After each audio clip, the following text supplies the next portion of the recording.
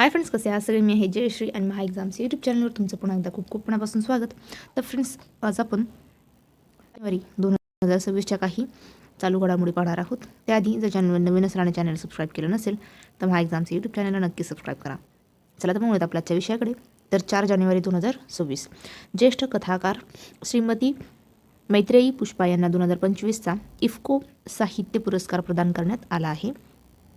देशातील पहिली Vande Bharat sleeper train Guwahati ते कोलकाता दरम्यान धावेल. पुढे पाहूया. ऑस्ट्रेलियन क्रिकेटपटू उस्मान ख्वाजा यांनी आंतरराष्ट्रीय क्रिकेटमधून निवृत्ती जाहीर केलेली आहे.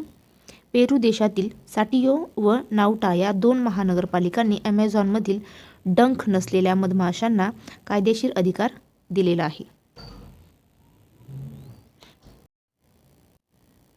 पुढे पाहूया.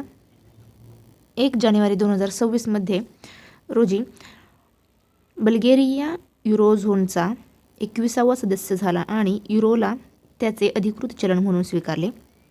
दरवर्षी 3 जानेवारी रोजी आंतरराष्ट्रीय मानसिक शरीर कल्याण दिन साजरा केला जातो. पुढे पाहूया. संरक्षण संशोधन आणि विकास संघटनाने 1 जानेवारी 2026 रोजी त्यांचा 68वा स्थापना दिवस साजरा केला.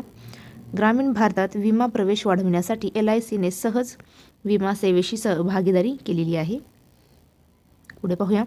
एअर मार्शल नागेश कपूर यांनी हवाई दलाचे उपप्रमुख पदाचा पदभार स्वीकारला. पुणे मांजरी येथील सोमेश्वर फॅक्टरी येथील वसंतदादा शुगर इन्स्टिट्यूटला राज्यातील सर्वोत्तम साखर कारखाना म्हणून पुरस्कार मिळालेला आहे. पुढे पाहूया. डच प्रशिक्षक शॉर्ड मारिन यांची भारतीय महिला हॉकी संघटनेच्या मुख्य प्रशिक्षकपदी पुन्हा नियुक्ती करण्यात आलेली आहे. तर फ्रेंड्स, थांबूया इथेच. भेटूया पुढच्या व्हिडिओमध्ये. जय हिंद.